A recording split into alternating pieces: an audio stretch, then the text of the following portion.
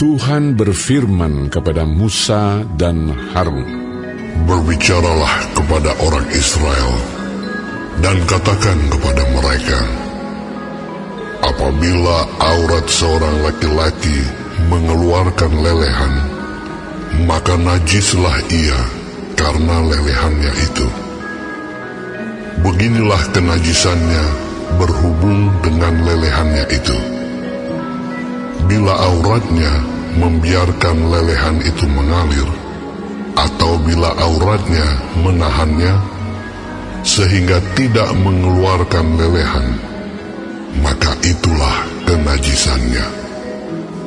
Setiap tempat tidur yang ditiduri orang yang mengeluarkan lelehan itu menjadi najis, dan setiap barang yang didudukinya menjadi najis juga. Setiap orang yang kena kepada tempat tidurnya haruslah mencuci pakaiannya, membasuh tubuhnya dengan air, dan ia menjadi najis sampai matahari terbenam. Siapa yang duduk di atas barang yang telah diduduki oleh orang yang demikian haruslah mencuci pakaiannya, membasuh tubuhnya dengan air, dan ia menjadi najis sampai matahari terbenam. Siapa yang kena kepada tubuh orang yang demikian haruslah mencuci pakaiannya, membasuh tubuhnya dengan air, dan ia menjadi najis sampai matahari terbenam. Apabila orang yang demikian meludahi orang yang tahir, haruslah orang ini mencuci pakaiannya, membasuh tubuhnya dengan air, dan ia menjadi najis sampai matahari terbenam. Dan setiap pelana yang diduduki orang yang demikian menjadi najis. Setiap orang yang kena kepada sesuatu bekas tempat orang tadi menjadi najis sampai matahari terbenam. Siapa yang mengangkatnya haruslah mencuci pakaiannya, membasuh tubuhnya dengan air, dan ia menjadi najis sampai matahari terbenam. Dan setiap orang yang kena pada orang yang demikian, sedang orang ini tidak mencuci tangan dahulu dengan air, haruslah mencuci pakaiannya, membasuh tubuhnya dengan air, dan ia menjadi najis sampai matahari terbenam. Kalau orang itu kena pada belanga tanah, itu haruslah dipecahkan, dan setiap perkakas kayu haruslah dicuci dengan air. Apabila orang yang demikian sudah bersih dari lelehannya, ia harus menghitung 7 hari lagi untuk dapat dinyatakan tahir, lalu mencuci pakaiannya, membasuh tubuhnya dengan air mengalir, maka ia menjadi tahir.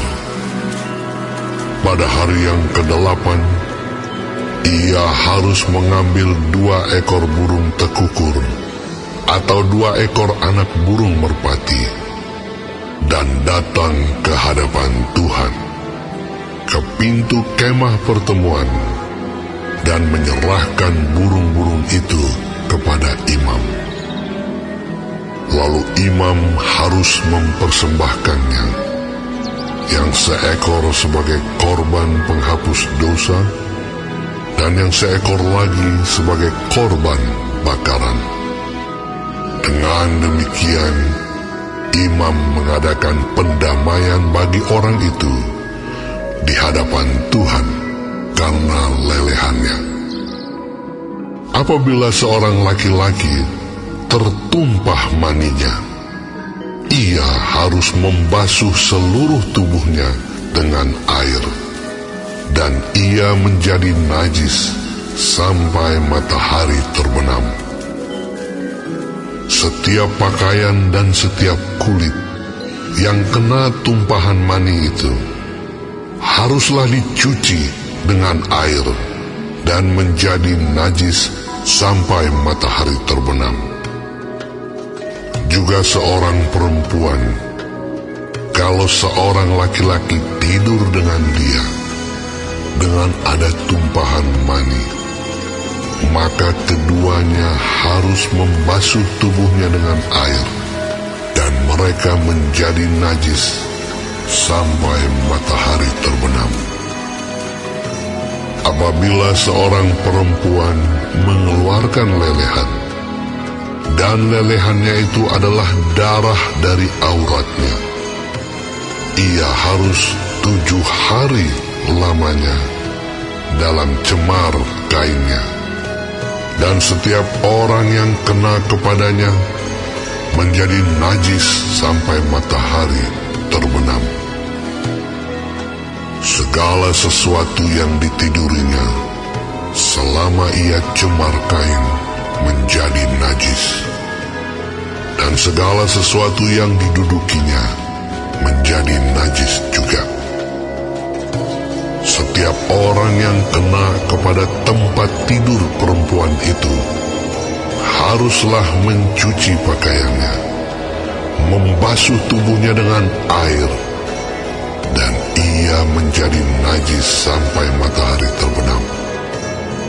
Setiap orang yang kena kepada sesuatu barang yang diduduki perempuan itu haruslah mencuci pakaiannya, membasuh diri dengan air, dan ia menjadi najis sampai matahari terbenam. Juga pada waktu ia kena kepada sesuatu yang ada di tempat tidur atau di atas barang yang diduduki perempuan itu, ia menjadi najis sampai matahari terbenam. Jikalau seorang laki-laki tidur dengan perempuan itu, dan ia kena cemar kain perempuan itu, maka ia menjadi najis selama 7 hari, dan setiap tempat tidur yang ditidurinya menjadi najis juga. Apabila seorang perempuan berhari-hari lamanya mengeluarkan lelehan, yakni lelehan darah yang bukan pada waktu cemar kainnya, atau apabila ia mengeluarkan lelehan lebih lama dari waktu cemar kainnya, maka selama lelehannya yang najis itu, perempuan itu adalah seperti pada hari-hari cemar kainnya, yakni ia najis. Setiap tempat tidur yang ditidurinya, selama ia mengeluarkan lelehan, haruslah baginya seperti tempat tidur pada waktu cemar kainnya, dan setiap barang yang didudukinya menjadi najis sama seperti kenajisan cemar kainnya. Setiap orang yang kena kepada barang-barang itu menjadi najis, dan ia harus mencuci pakaiannya, membasuh tubuhnya dengan air, dan ia menjadi najis sampai matahari terbenam. Tetapi jikalau perempuan itu sudah tahir dari lelehannya, ia harus menghitung 7 hari lagi. Sesudah itu barulah ia menjadi tahir. Pada hari yang ke-8, ia harus mengambil 2 ekor burung tekukur atau 2 ekor anak burung merpati, dan membawanya kepada imam ke pintu kemah pertemuan. Imam harus mempersembahkan yang seekor sebagai korban penghapus dosa, dan yang seekor lagi sebagai korban bakaran. Dengan demikian, imam mengadakan pendamaian bagi orang itu di hadapan Tuhan, karena lelehannya yang najis itu.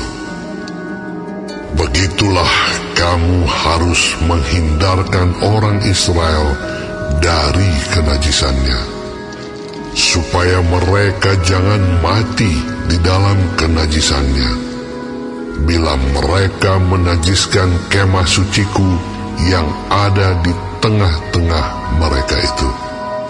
Itulah hukum tentang seorang laki-laki yang mengeluarkan lelehan atau yang tertumpah maninya yang menyebabkan dia najis.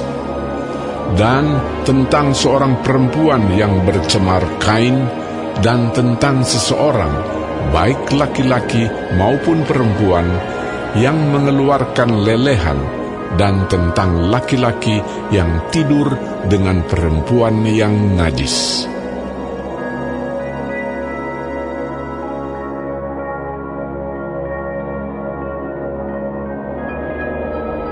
Sesudah kedua anak Harun mati, yang terjadi pada waktu mereka mendekat ke hadapan Tuhan, berfirmanlah Tuhan kepada Musa.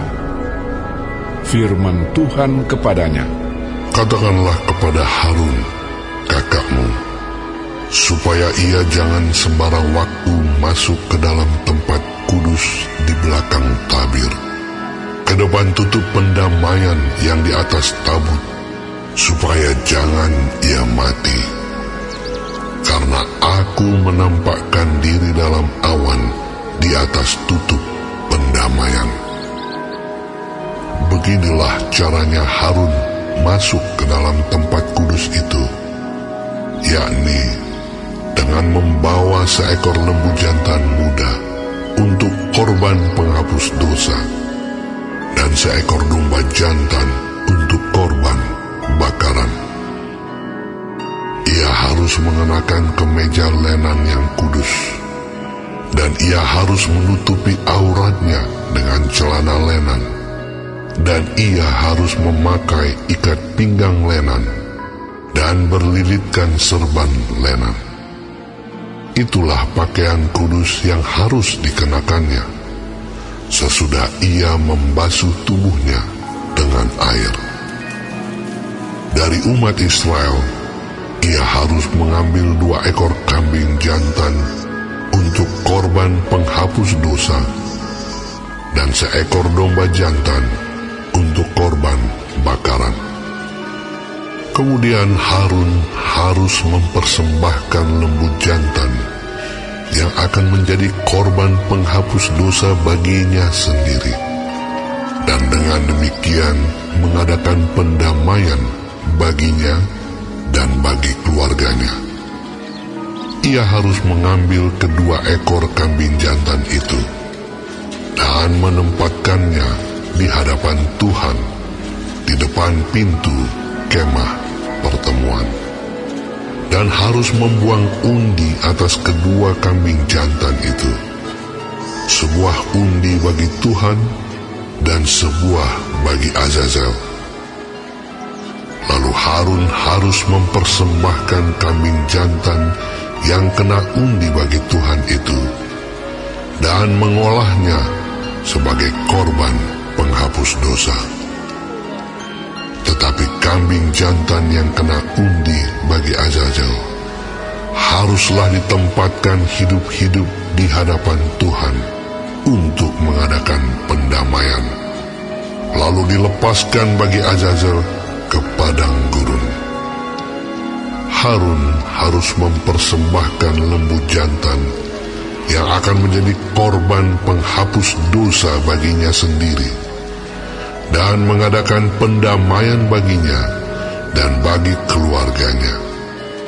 Ia harus menyembelih lembu jantan itu, dan ia harus mengambil perbaraan berisi penuh bara api dari atas mezbah yang di hadapan Tuhan, serta serangkup penuh ukupan dari wangi-wangian yang digiling sampai halus, lalu membawanya masuk ke belakang tabir.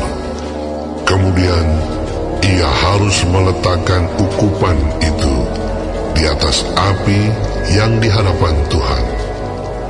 sehingga asap ukupan itu menutupi tutup pendamaian yang di atas hukum Allah, supaya ia jangan mati.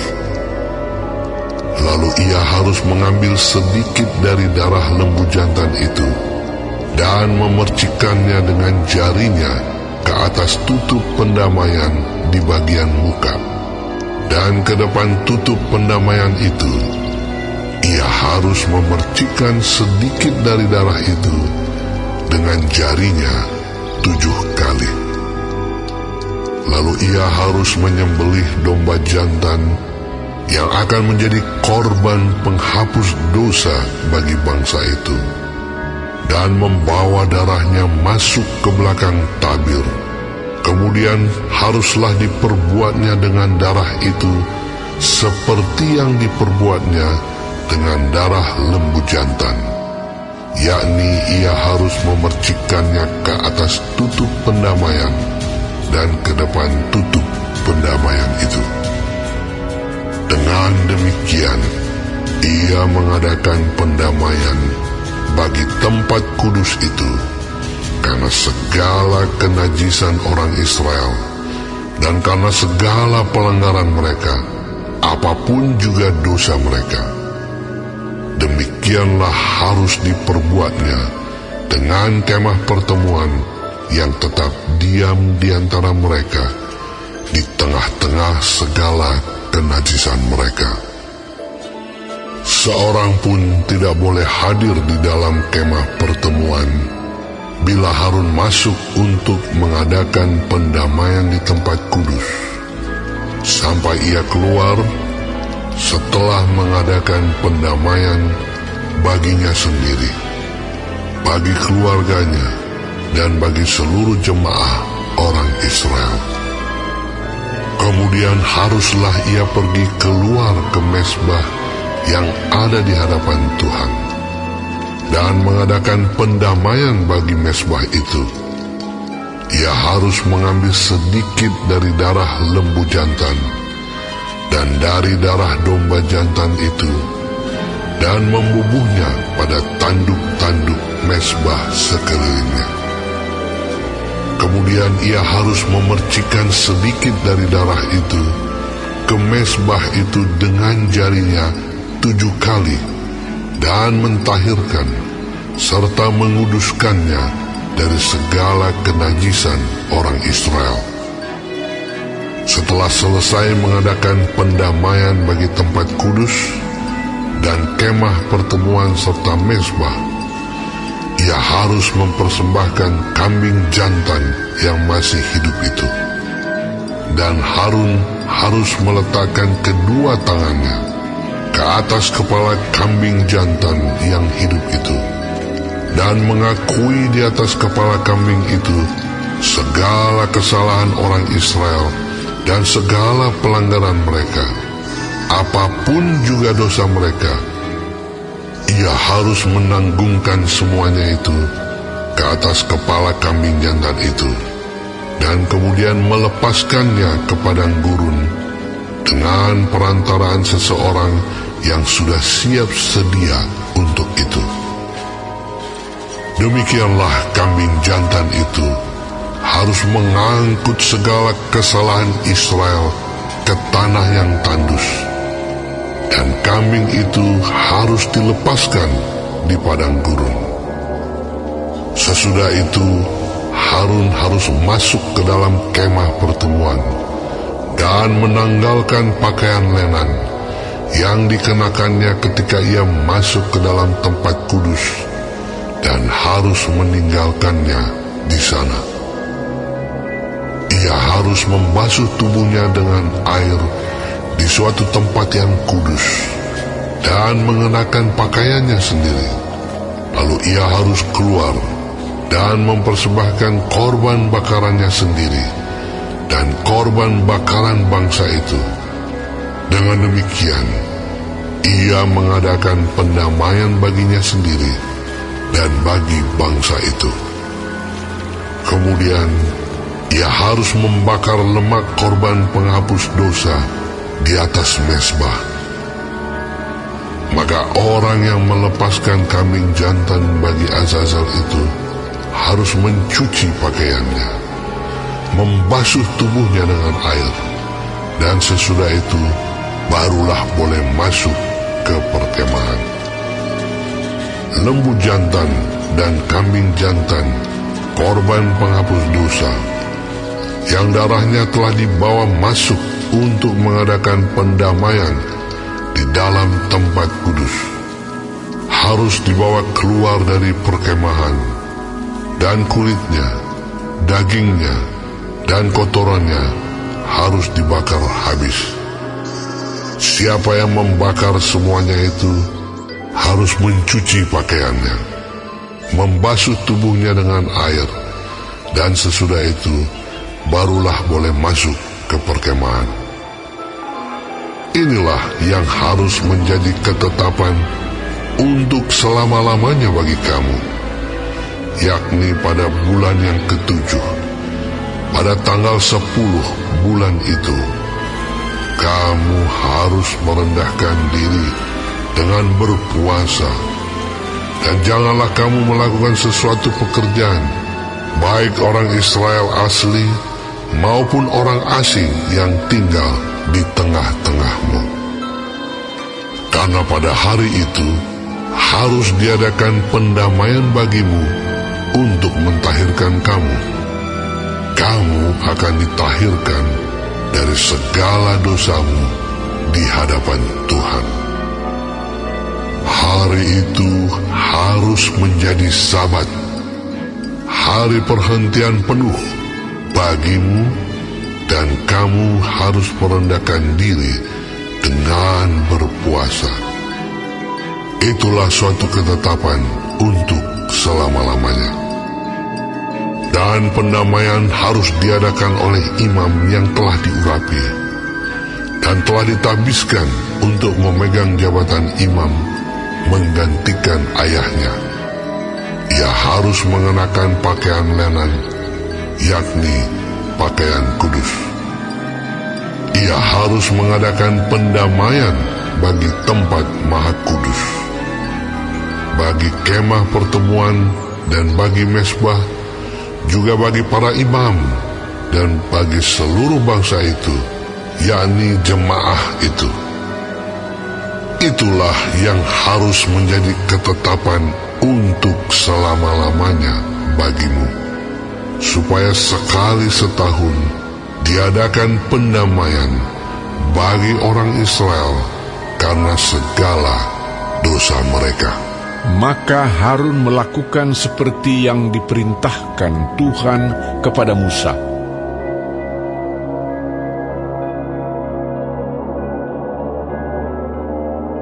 Tuhan berfirman kepada Musa, "Berbicaralah kepada Harun dan kepada anak-anaknya dan kepada seluruh orang Israel, dan katakan kepada mereka, inilah firman yang diperintahkan Tuhan. Setiap orang dari kaum Israel yang menyembelih lembu atau domba atau kambing di dalam perkemahan atau di luarnya, tetapi tidak membawanya ke pintu kemah pertemuan untuk dipersembahkan sebagai persembahan kepada Tuhan di depan kemah suci Tuhan, hal itu harus dihitungkan kepada orang itu sebagai hutang darah, karena ia telah menumpahkan darah, dan orang itu haruslah dilenyapkan dari tengah-tengah bangsanya. Maksudnya, supaya orang Israel membawa korban sembelihan mereka yang biasa dipersembahkan mereka di padang kepada Tuhan ke pintu kemah pertemuan dengan menyerahkannya kepada imam untuk dipersembahkan kepada Tuhan sebagai korban keselamatan. Imam harus menyiramkan darahnya pada mezbah Tuhan di depan pintu kemah pertemuan dan membakar lemaknya menjadi bau yang menyenangkan bagi Tuhan. Janganlah mereka mempersembahkan lagi korban mereka kepada jin-jin, sebab menyembah jin-jin itu adalah zina. Itulah yang harus menjadi ketetapan untuk selama-lamanya bagi mereka turun-temurun. Dan haruslah kau katakan kepada mereka, setiap orang dari kaum Israel atau dari orang asing yang tinggal di tengah-tengah mereka, yang mempersembahkan korban bakaran atau korban sembelihan, tetapi tidak membawanya ke pintu kemah pertemuan, supaya dipersembahkan kepada Tuhan, maka orang itu haruslah dilenyapkan dari antara orang-orang sebangsanya. Setiap orang dari bangsa Israel dan dari orang asing yang tinggal di tengah-tengah mereka, yang makan darah apapun juga, aku sendiri akan menentang dia dan melenyapkan dia dari tengah-tengah bangsanya. Karena nyawa makhluk ada di dalam darahnya, dan aku telah memberikan darah itu kepadamu di atas mezbah untuk mengadakan pendamaian bagi nyawamu. Karena darah mengadakan pendamaian dengan perantaraan nyawa. Itulah sebabnya aku berfirman kepada orang Israel, seorang pun di antaramu janganlah makan darah. Demikian juga orang asing yang tinggal di tengah-tengahmu tidak boleh makan darah. Setiap orang dari orang Israel dan dari orang asing yang tinggal di tengah-tengahmu, yang menangkap dalam perburuan seekor binatang atau burung yang boleh dimakan, haruslah mencurahkan darahnya, lalu menimbunnya dengan tanah. Karena darah itulah nyawa segala makhluk. Sebab itu aku telah berfirman kepada orang Israel, darah makhluk apapun janganlah kamu makan, karena darah itulah nyawa segala makhluk. Setiap orang yang memakannya haruslah dilenyapkan. Dan setiap orang yang makan bangkai atau sisa mangsa binatang buas, baik ia orang Israel asli maupun orang asing, haruslah mencuci pakaiannya, membasuh tubuhnya dengan air, dan ia menjadi najis sampai matahari terbenam. Barulah ia menjadi tahir. Tetapi jikalau ia tidak mencuci pakaiannya dan tidak membasuh tubuhnya, ia akan menanggung kesalahannya sendiri.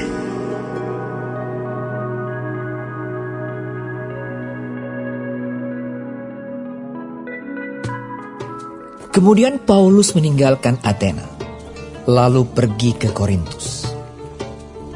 Di Korintus ia berjumpa dengan seorang Yahudi bernama Aquila yang berasal dari Pontus. Ia baru datang dari Italia dengan Priscilla, istrinya, karena Kaisar Claudius telah memerintahkan supaya semua orang Yahudi meninggalkan Roma.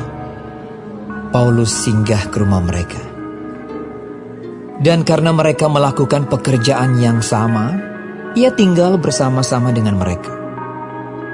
Mereka bekerja bersama-sama karena mereka sama-sama tukang kemah. Dan setiap hari Sabat, Paulus berbicara dalam rumah ibadat dan berusaha meyakinkan orang-orang Yahudi dan orang-orang Yunani. Ketika Silas dan Timotius datang dari Makedonia, Paulus dengan sepenuhnya dapat memberitakan firman, di mana ia memberi kesaksian kepada orang-orang Yahudi bahwa Yesus adalah Mesias. Tetapi ketika orang-orang itu memusuhi dia dan menghujat, ia mengepaskan debu dari pakaiannya dan berkata kepada mereka, "Biarlah darahmu tertumpah ke atas kepalamu sendiri. Aku bersih, tidak bersalah. Mulai dari sekarang aku akan pergi kepada bangsa-bangsa lain." Maka keluarlah ia dari situ, lalu datang ke rumah seorang bernama Titius Justus, yang beribadah kepada Allah dan yang rumahnya berdampingan dengan rumah ibadat. Tetapi Krispus, kepala rumah ibadat itu, menjadi percaya kepada Tuhan bersama-sama dengan seisi rumahnya, dan banyak dari orang-orang Korintus yang mendengarkan pemberitaan Paulus menjadi percaya dan memberi diri mereka dibaptis. Pada suatu malam, berfirmanlah Tuhan kepada Paulus di dalam suatu penglihatan.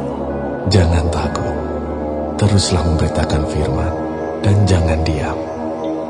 Sebab aku menyertai engkau dan tidak ada seorang pun yang akan menjamah dan menganiaya engkau. Sebab banyak umatku di kota ini. Maka tinggallah Paulus di situ selama 1 tahun 6 bulan, dan ia mengajarkan firman Allah di tengah-tengah mereka. Akan tetapi, setelah Galio menjadi gubernur di Akhaya, bangkitlah orang-orang Yahudi bersama-sama melawan Paulus, lalu membawa dia ke depan pengadilan. Kata mereka, "Ia ini berusaha meyakinkan orang untuk beribadah kepada Allah dengan jalan yang bertentangan dengan hukum Taurat." Ketika Paulus hendak mulai berbicara, berkatalah Galio kepada orang-orang Yahudi itu, "Hai orang-orang Yahudi, jika sekiranya dakwaanmu mengenai suatu pelanggaran atau kejahatan, sudahlah sepatutnya aku menerima perkaramu. Tetapi kalau hal itu adalah perselisihan tentang perkataan atau nama atau hukum yang berlaku di antara kamu, maka hendaklah kamu sendiri mengurusnya. Aku tidak rela menjadi hakim atas perkara yang demikian." Lalu ia mengusir mereka dari ruang pengadilan. Maka orang itu semua menyerbu Sostenes, kepala rumah ibadat, lalu memukulinya di depan pengadilan itu. Tetapi Galio sama sekali tidak menghiraukan hal itu. Paulus tinggal beberapa hari lagi di Korintus. Lalu ia minta diri kepada saudara-saudara di situ dan berlayar ke Syria. Sesudah ia mencukur rambutnya di Kengkrea karena ia telah bernazar. Priskila dan Aquila menyertai dia.